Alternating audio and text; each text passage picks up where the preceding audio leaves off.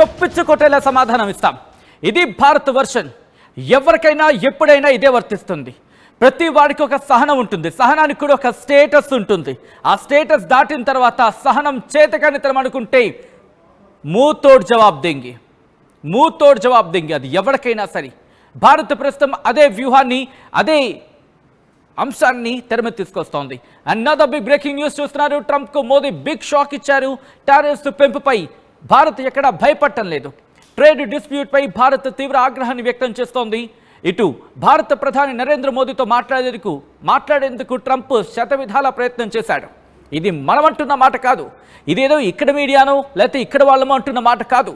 ఏకంగా ప్రపంచ మీడియా అంటున్న మాట ఇది.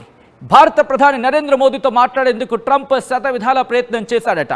మోదీకి 4 సార్లు ఫోన్ చేశాడు ట్రంప్. 1 కాదు 2 కాదు, 4 సార్లు ఫోన్ చేశాడు ట్రంప్. ట్రంప్ను మోదీ పట్టించుకోలేదని ఇంటర్నేషనల్ మీడియా కథనాలు వెల్లడిస్తున్నాయి. రష్యా నుంచి చమురు కొనుగోలు చేస్తున్నందుకే ఇటు భారత్పై టారిఫ్ను విధిస్తున్నాం, భారీగా టారిఫ్ను విధించడం జరుగుతుందని చెప్పి ట్రంప్ చెప్పుకొచ్చిన సందర్భం. ఈ క్రమంలోనే అవాకులు చవాకులు పేలాడు.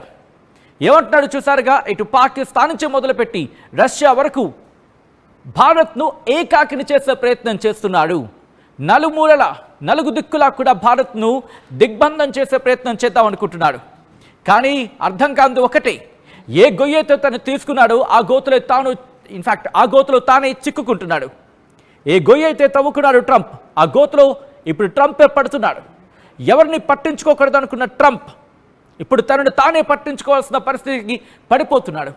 ఏ చైనానైతే అడ్డుపెట్టి భారత్ను బెదిరిద్దాం అనుకున్నాడు, ఏ చైనా అయితే బెదరలేదు ఇప్పుడు అదే చైనాకి సంబంధించి ఆలోచించుకోవాల్సిన పరిస్థితిలో పడ్డాడు.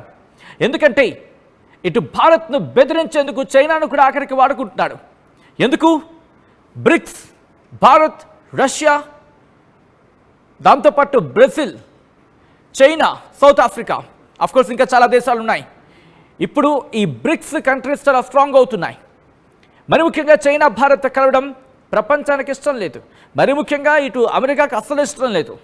కానీ జరుగుతోంది అది. ఏషియా ఒక్కటవుతోంది, ఏషియా ఒకతాటి మీదకి వస్తోంది. దీంతో ప్రపంచం ట్రంప్ని లెక్క చేయటం లేదు.